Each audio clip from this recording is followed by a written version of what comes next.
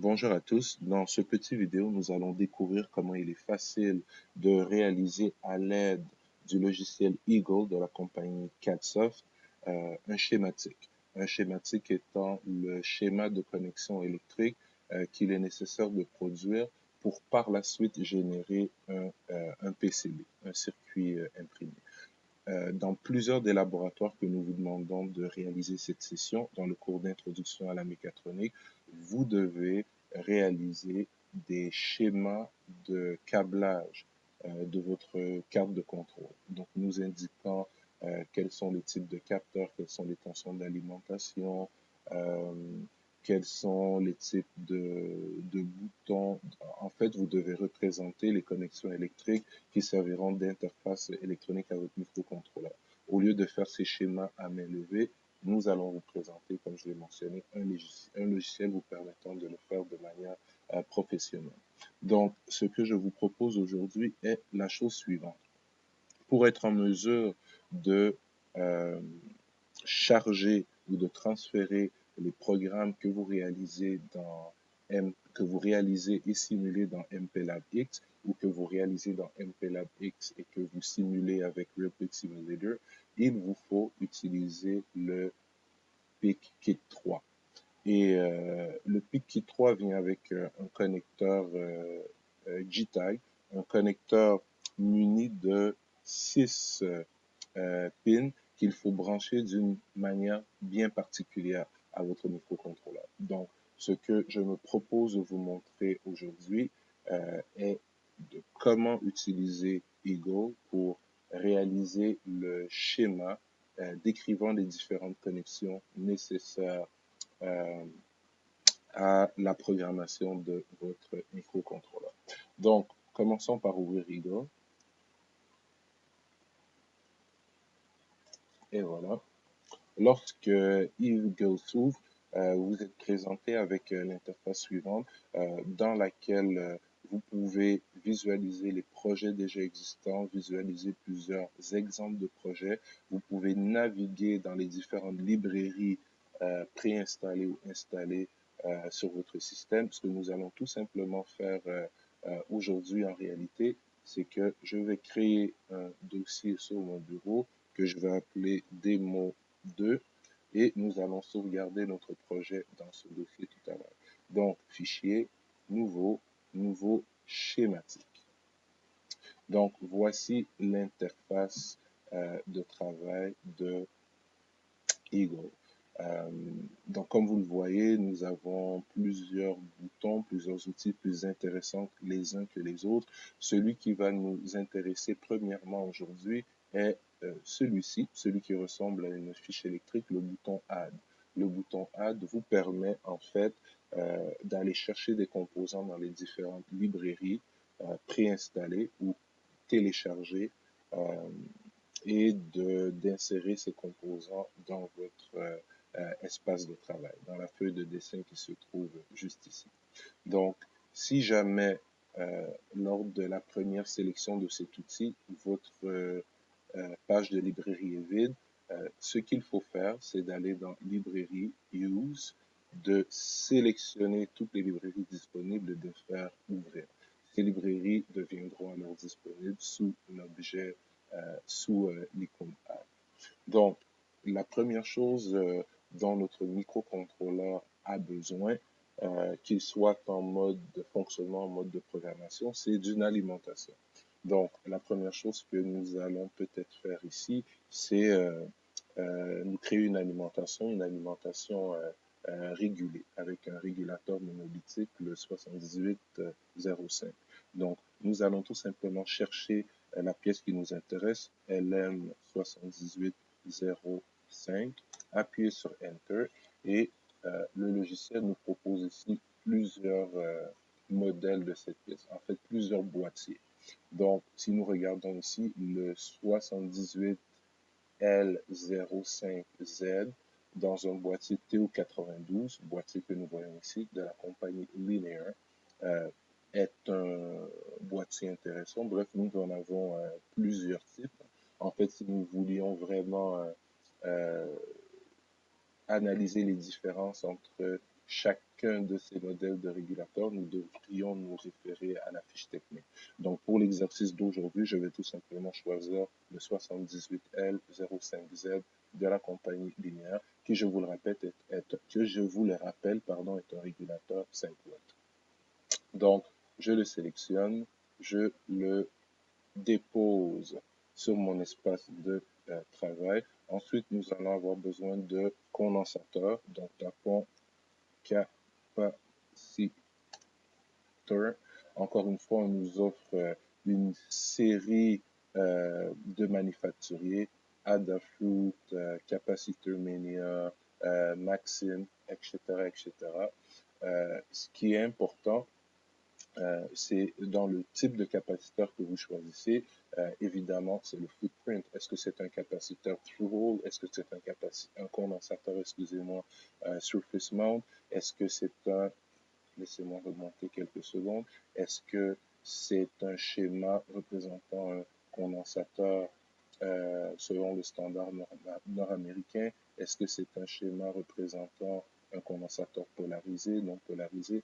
Donc, ce que je vais faire, je vais circuler ici rapidement et je vais choisir un condensateur surface mount ici. Et voilà.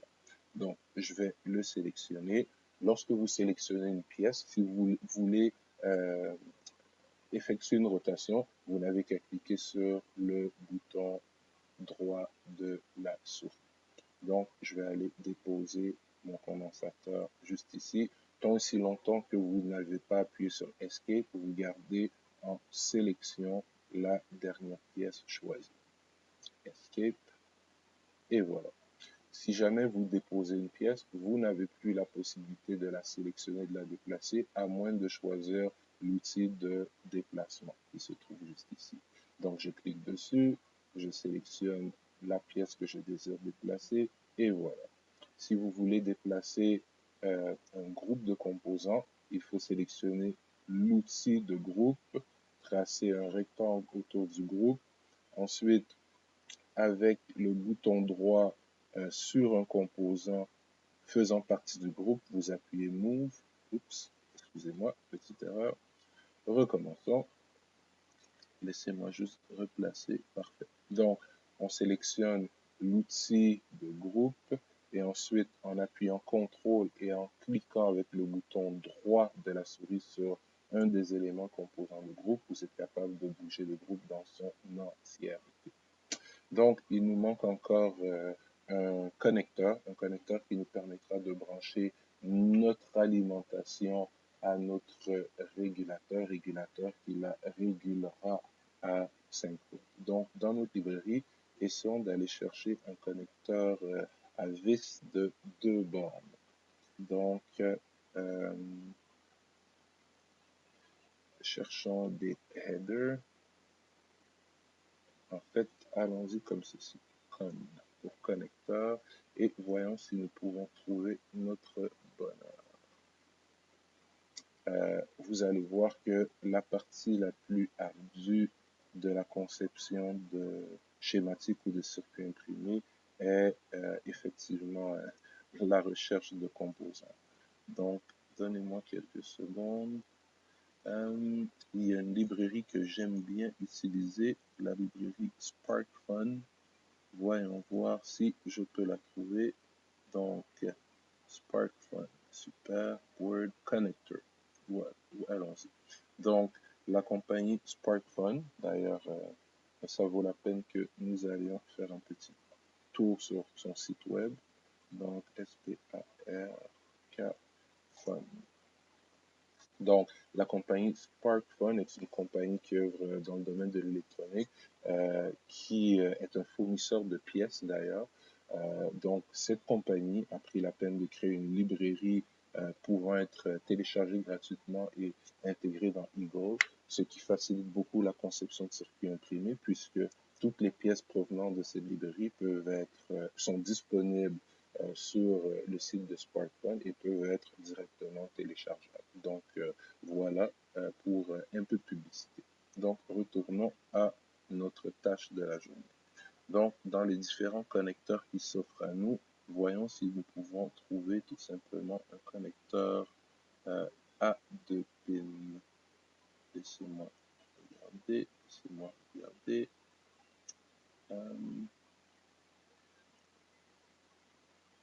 Hmm, d'accord. NVIDIA 2. Et voilà.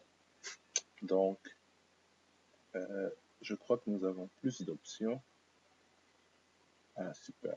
Donc, nous voyons aussi plusieurs connecteurs à deux pins, des connecteurs Alvis en fait.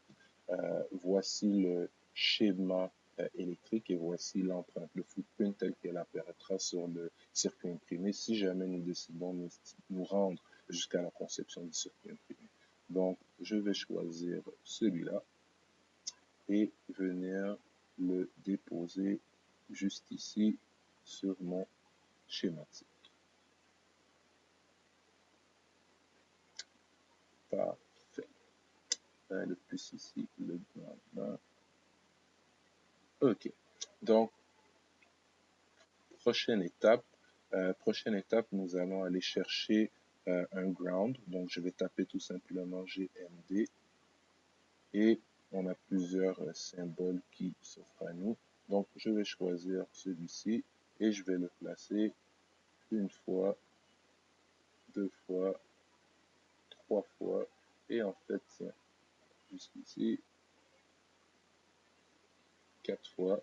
Et de la même façon, euh, et commençons les connexions, en fait. Voici.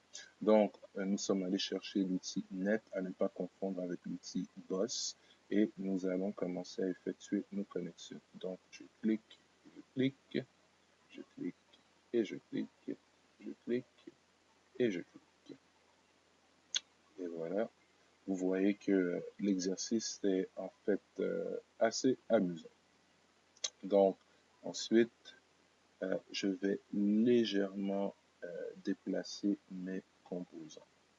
Donc, sélectionnons l'outil de groupe et puisque le groupe est sélectionné, excusez-moi, puisque le groupe est sélectionné, je peux faire tourner le groupe dans son ensemble en appuyant sur le bouton droit, évidemment.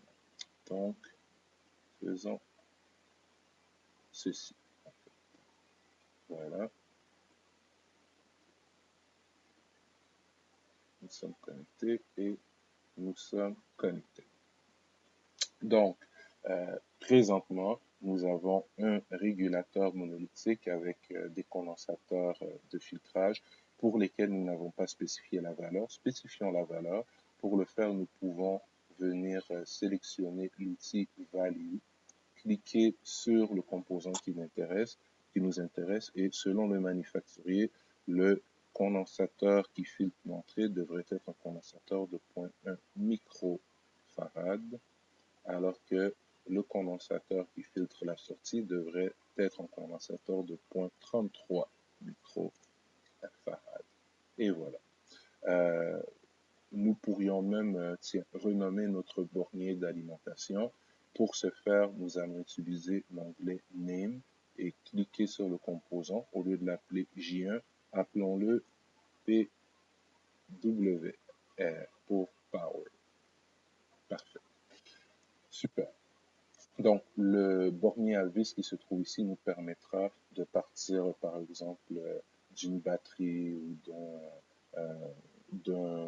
d'une alimentation en fait plus élevée que 5 volts et la ramener à 5 volts de ce côté-ci.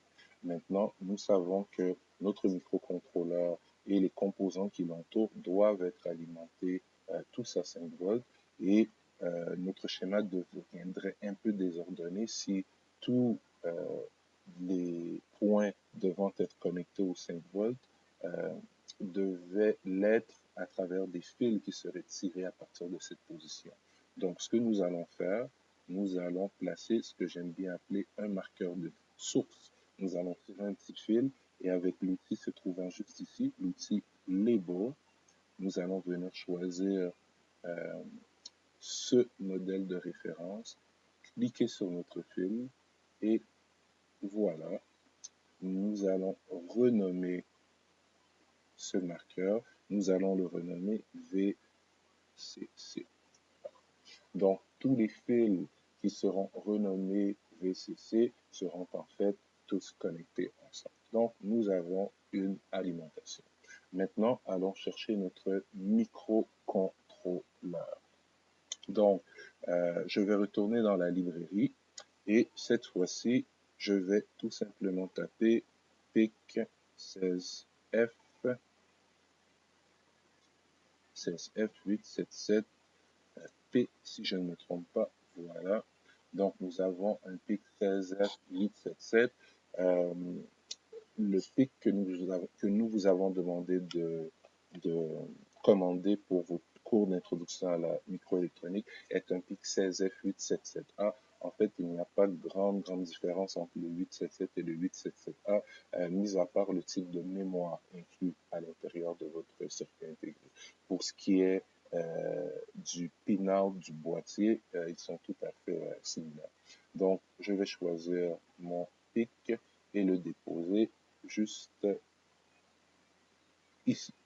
Et la première opération sera d'alimenter notre microcontrôleur. Donc, pour l'alimenter, vous remarquez au schéma que certaines pins ne sont pas à leur position réelle, à leur position physique, si nous regardons dans la fiche technique. Par exemple, nous savons que la pin 11 et la pin 12 qui se trouvent physiquement ici et qui sont respectivement pour la 11 le VDD et pour la 12 le VSS, donc le plus 5 et le ground, et la pin 32 et la 31 qui se trouvent respectivement ici, qui sont encore une fois le VDD et le VSS, ont été isolés dans ce schéma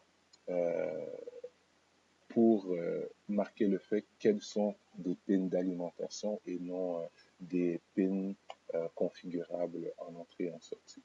Mais quand nous allons concevoir le circuit imprimé, ces pads seront bel et bien à leur position réelle. Donc, tout ce que je vais faire ici, c'est que avec mon outil fil, je vais les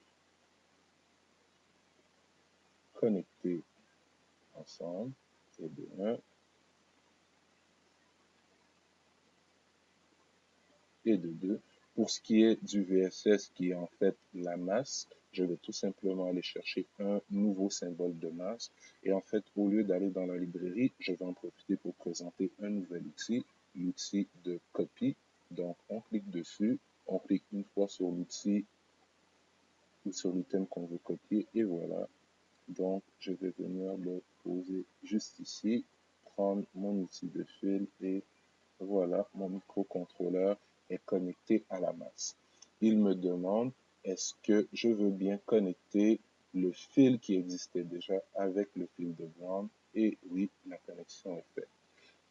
Maintenant, je pourrais tirer un fil d'ici à là, mais ce ne serait pas très propre. Donc, ce que je vais faire, c'est tout simplement me tirer un petit fil Escape et aller chercher mon marqueur, mon label, en m'assurant que j'ai bien un port ici, venir connecter le tout et nous allons renommer avec l'outil name ce marqueur comme VCC.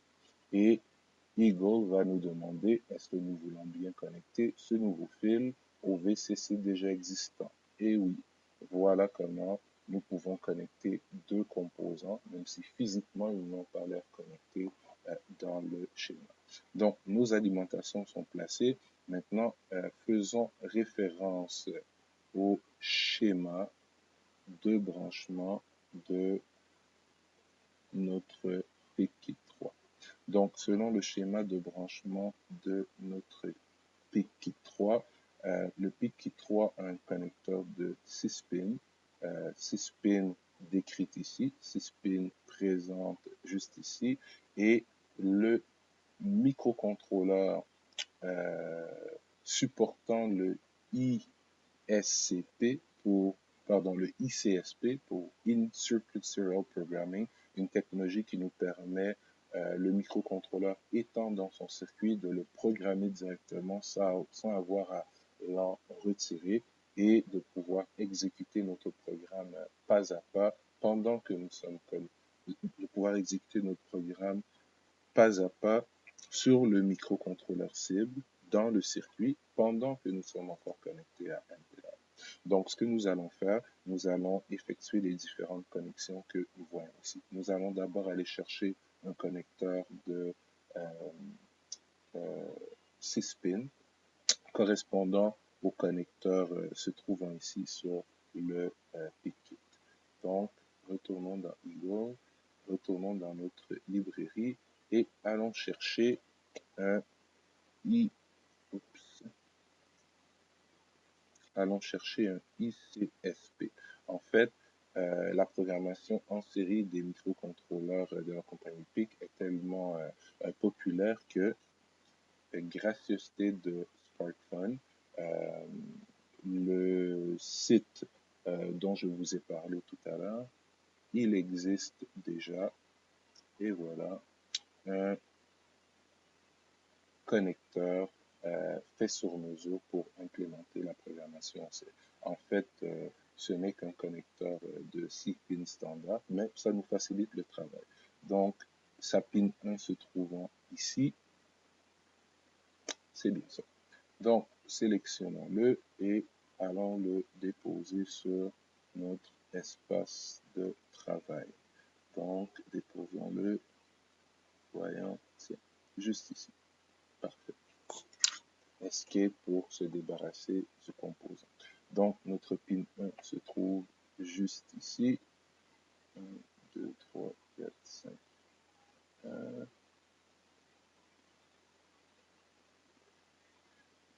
Et je dis 6. Une seconde. Ah oui, il manque le PGM. Voyons voir. Oui, ce n'est pas le bon connecteur. Donc, ça va me permettre de vous montrer comment effacer. Donc, si je sélectionne la poubelle et que je clique sur un composant, il disparaît tout simplement.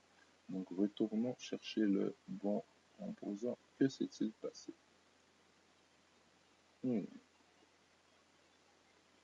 D'accord. Effaçons le tout. Et in circuit serial programming. Voyons voir.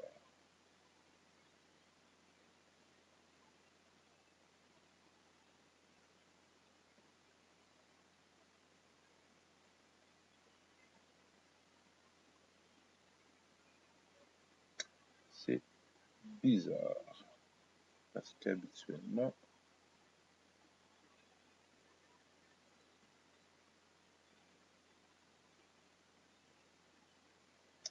d'accord.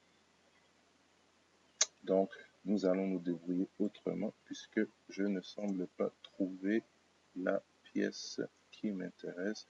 Nous allons aller chercher un connecteur, disons MTA, non, un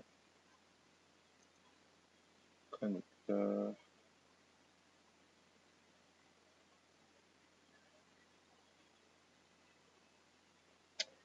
nous permettant d'implémenter notre programmation en série. Tout ce que nous avons besoin, en fait, c'est d'un connecteur à 6 pins. Donc, non, 6 pins en série les unes à côté des autres, par contre. Ah, c'est pas mon jour de chance. Ok, donc retournons à notre librairie de base et réglons la situation. Donc, dans les connecteurs, voilà, naviguons,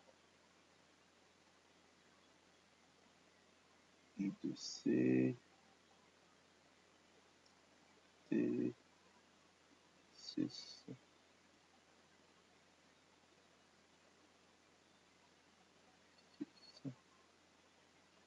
non,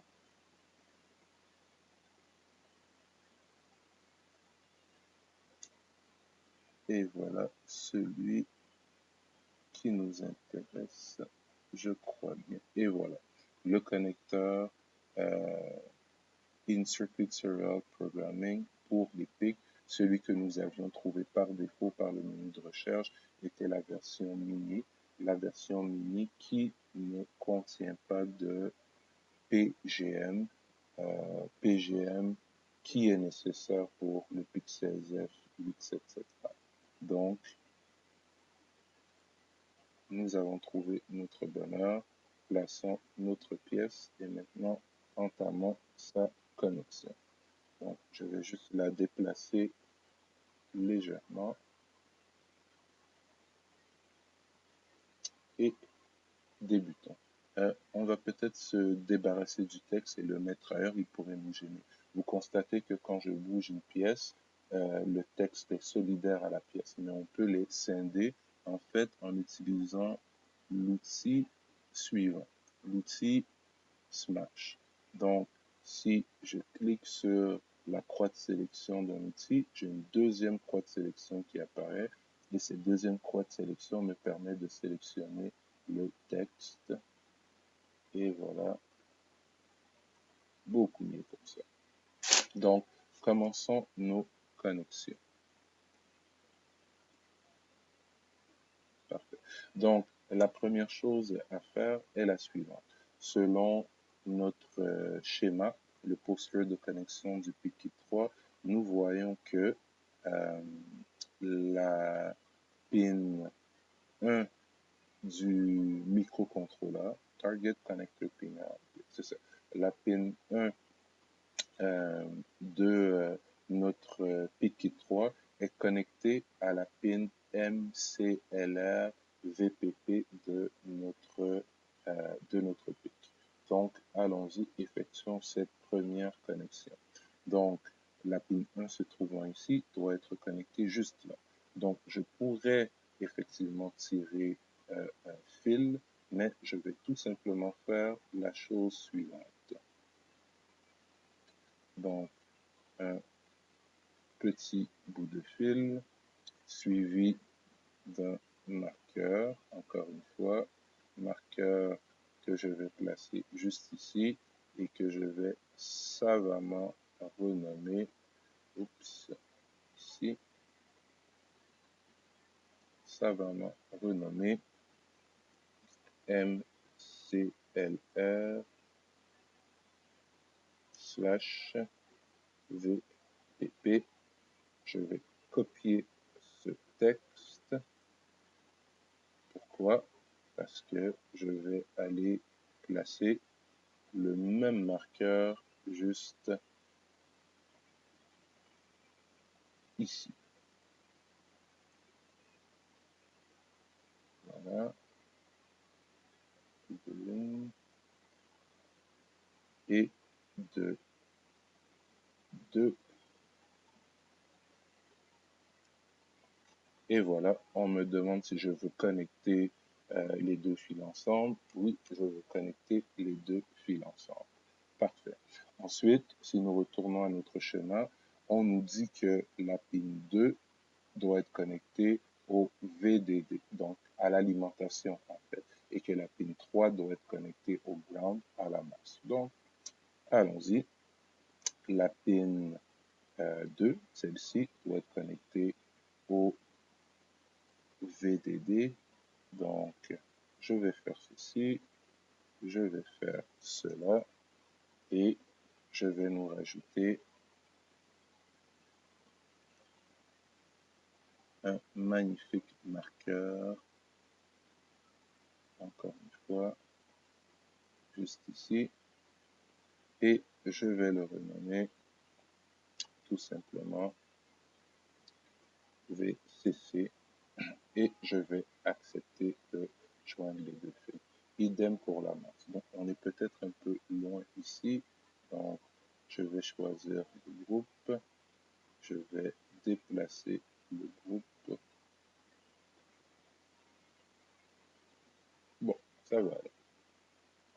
Et le ground, donc de la même façon pour le ground, je vais légèrement tirer un fil je vais aller copier un symbole de masse. Je vais le placer. Et qu'est-ce qu'il nous reste à faire en fait dans ce schéma?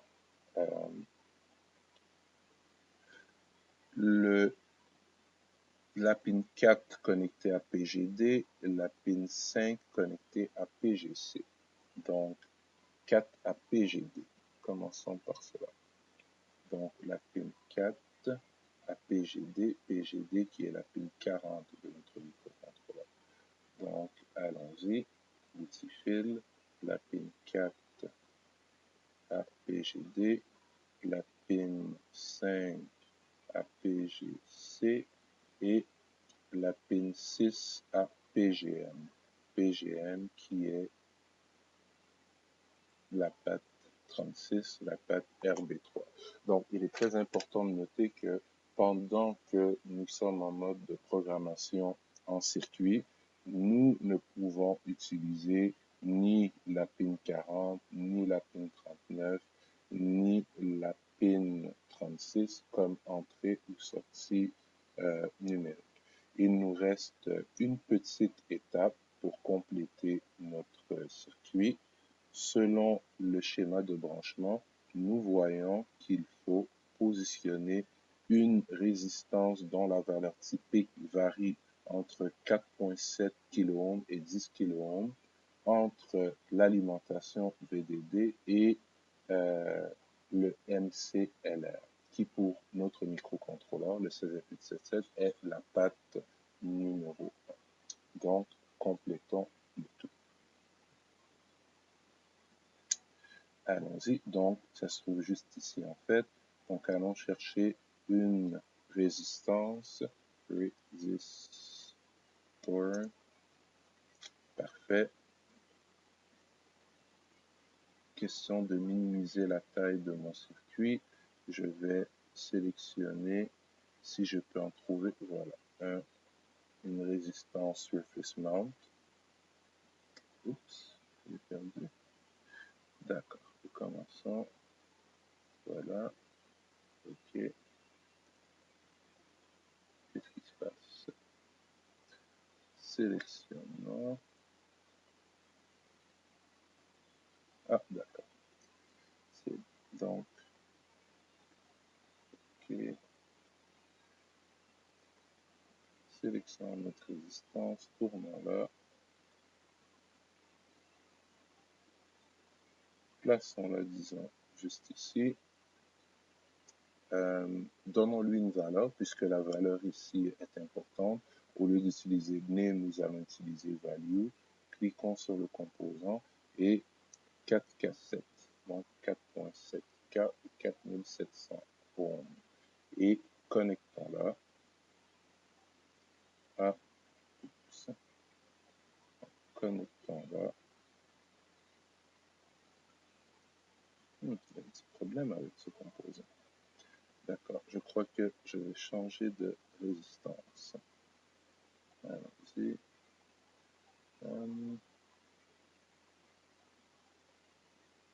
De manufacturier, tout simplement. Donc, allons ici. On va essayer d'en retrouver une surface mount. Question, comme je dis, de minimiser la taille de notre circuit imprimé. Voilà. Par contre, je vais changer son orientation. Comme ça. Et nous allons mettre un marqueur de VCC juste ici. Question de se conformer au schéma. Donc, on voit que une patte de la résistance est connectée à MCLR et que l'autre patte est connectée au 5 volts. Donc, c'est ce que je vais faire sans plus attendre. Ici.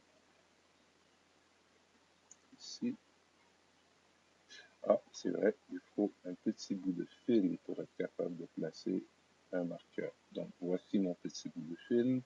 Voici mon marqueur. Et renommons encore une fois ce marqueur VCC. VCC. Et voilà. Donc, notre schéma est complet. Nous avons présentement à l'écran la configuration minimale permettant de programmer un PIC 8, 16F877 et 16F877A avec le PIC 3 à travers un connecteur JTAG de 6 pins pour lequel la pin numéro 1 du connecteur du PIC 3 est connectée à la patte MCLR du microcontrôleur, la patte 1. VCC, la patte 2 est connectée à l'alimentation. La patte 3 est connectée à la masse. PGD, la patte 4 du PIC 3 est connectée à la pin 40. PGC, la patte 5 est connectée à la patte 39 et PGM, la patte 6 est connectée à la patte 36. En plus, il nous faut une résistance de pull-up d'une valeur allant entre 4,7 kg et 10 kg, comme le spécifie le schéma de branchement, branché entre MCLR et VCC. Voilà, nous avons notre schématique que nous pouvons sauver où bon nous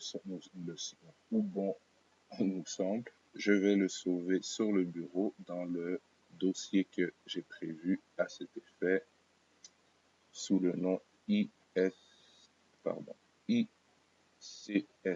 pour In Circuit Serial Programming Schematic. Parfait. Donc, passons à la deuxième étape de cette vidéo, la création du circuit imprimé. Donc, Eagle est relativement convivial lorsqu'il s'agit de créer des circuits imprimés, puisque au fur et à mesure que nous avons placé des composants dans notre schématique, le logiciel s'est assuré que pour chacun de ces composants, il y avait un schéma, il y avait une empreinte, un footprint associé.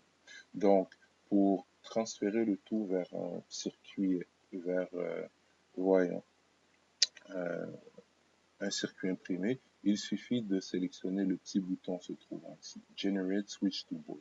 Donc, si nous cliquons sur ce bouton, le logiciel nous avise qu'il n'y a pas encore de circuit imprimé existant pour ce circuit. Nous appuyons sur OK et automatiquement, laissez-moi juste replacer mes éléments, automatiquement, nous avons un magnifique circuit imprimé en devenir qui apparaît à l'écran.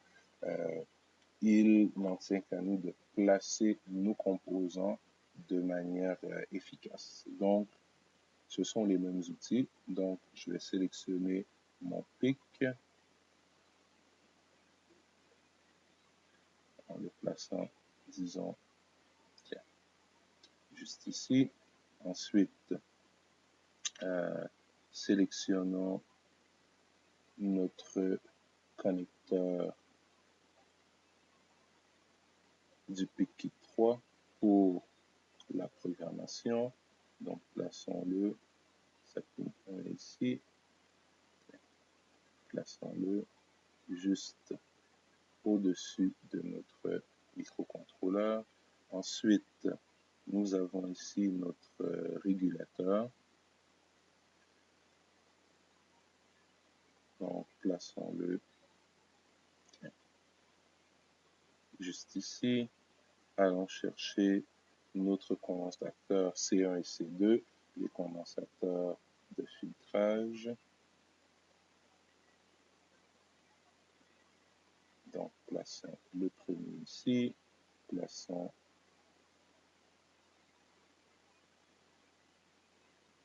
le deuxième, disons ici. Voici notre fameux connecteur. Donc, plaçons-le comme ceci. Et voici la résistance de l'OP servant à la programmation en circuit. Donc, ce que je vais faire maintenant, je vais grouper le tout. Je vais déplacer mon groupe, disons, juste ici. Je vais me sélectionner un autre groupe, tenter de déplacer ce groupe juste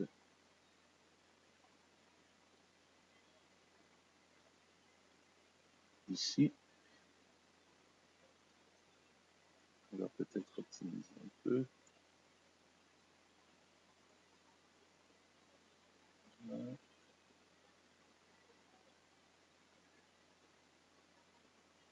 Dernière tentative.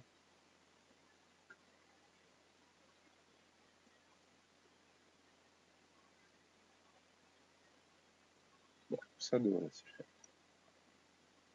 Donc, et maintenant, nous allons fixer la taille de notre circuit imprimé. Donc, nous allons descendre un tantinet. Nous allons, oups, réduire un tantinet. Donc, il est important de noter que le circuit que nous allons réaliser ne sert qu'à la programmation du microcontrôleur. Pour le rendre vraiment intéressant, en fait, il faudrait disposer une série de borniers, une série de borniers de l'autre côté, pour que, une fois programmé à travers le PIC 3, nous puissions, à travers ces borniers, aller interagir avec des composantes sur notre protoboard, ou peut-être des relais, etc., etc. Donc, pour transformer ce que vous voyez à l'écran en circuit imprimé, tout ce que nous avons à faire, euh, si nous voulons y aller rapidement, c'est appuyer sur tout, Auto Route. Évidemment, il y a plusieurs configurations que nous pourrions faire ici, mais je voulais juste faire une démonstration rapide pour aujourd'hui. Donc, lançons le tout et voyons ce que Eagle sera capable de générer pour nous. Donc, nous voyons le logiciel qui travaille et voilà, c'est terminé. Nous avons un magnifique circuit deux faces. La face, le rouge représentant la face du haut, le bleu représentant la face du bas.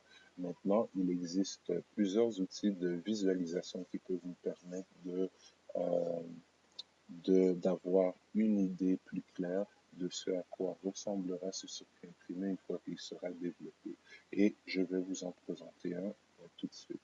Donc, si je minimise Elon et que je vais dans mon dossier de projet, je vois qu'il y a plusieurs circuits qui ont été générés. En fait, que se passe-t-il? Donnez-moi 2 secondes. Donc, sauvons notre board. Retournons voir dans notre dossier. Voilà. Donc, notre board vient d'être sauvé. Et ici, nous avons notre schématique. Donc, ce que je vais faire, c'est que je vais retourner sur l'Internet dans mes bookmarks et je vais vous amener vers le site suivant, 3D Board Viewer. Donc, c'est une initiative en ligne. Vous pouvez faire une donation si ça vous fait plaisir. Donc, c'est une petite application qui permet de pointer vers un fichier de Board Eagle et qui tente de nous donner une visualisation 3D de notre board. Donc, voici à quoi ressemble présentement mon circuit imprimé. Donc, l'outil a été capable de reconnaître l'empreinte du pic, a été capable de reconnaître l'empreinte du régulateur, mais on voit que il y a un petit décalage ici, ce qui n'est pas très grave en réalité, puisque quand les composants ne sont pas placés exactement comme nous le désirons, nous pouvons sélectionner le composant en question et le replacer nous-mêmes, comme vous pouvez le constater dans les manipulations que je suis en train d'apporter. Euh, pour les composants qui n'ont pas été reconnus par le logiciel, nous avons la possibilité euh, d'utiliser la librairie interne de ce logiciel pour essayer d'avoir une idée finale et claire. Donc, prenons par exemple notre connecteur ici. Si j'ai fini avec cette pièce, donc, quelle est cette pièce? Ce sont nos condensateurs, d'accord. Les résistances qui se trouvent ici. DO40, c'est le microprocesseur. Ah, donc, ok, non. Donc, ils n'ont pas du tout été retenus. R1 n'a pas été retenu. Manage Model, d'accord. Donc, je vais pouvoir essayer d'aller chercher une résistance ici. Euh, Active Resistor, Surface Mount ou Through-Hole. Donc, je vais prendre du Surface Mount et du 0805 qui est un package Surface Mount, mais quand même assez gros pour être soudé facilement. Donc, voilà. Ensuite, ici, c'était notre fameux connecteur. Donc, notre connecteur qu'on avait appelé Power, se trouvant juste ici, Manage. Voyons voir ce que nous avons comme connecteur ici. Connectors, Surface Mount, c'est du Through que nous avons. Donc, visualisons les quelques connecteurs qui sont à notre disposition. Non. Audio Jack, DB9, non.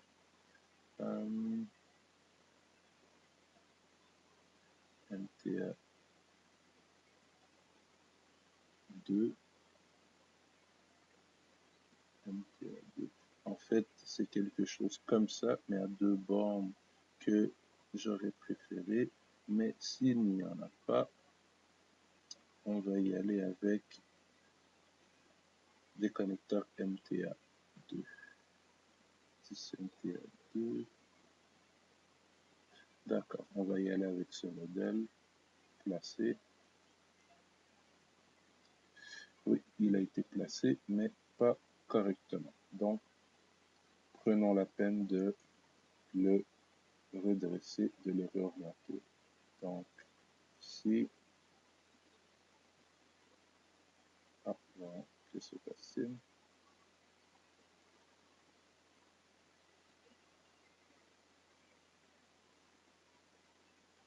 Ah, d'accord, il ne me permet pas de le réorienter. Donc, vous voyez que ce n'est pas un outil parfait, mais ça nous permet d'avoir une idée générale ou globale de ce à quoi pourra ressembler un circuit imprimé avant même de l'avoir envoyé en fabrication. Donc, voilà pour ce petit vidéo, en espérant que ça vous a plu. Nous vous demanderons non pas de réaliser les circuits imprimés pour tous les exercices des laboratoires, mais nous vous demanderons de réaliser les schématiques pour tous les exercices de laboratoire. Ça vous permettra d'avoir un guide pour le câblage sur votre plaquette d'expérimentation. Merci et à la prochaine.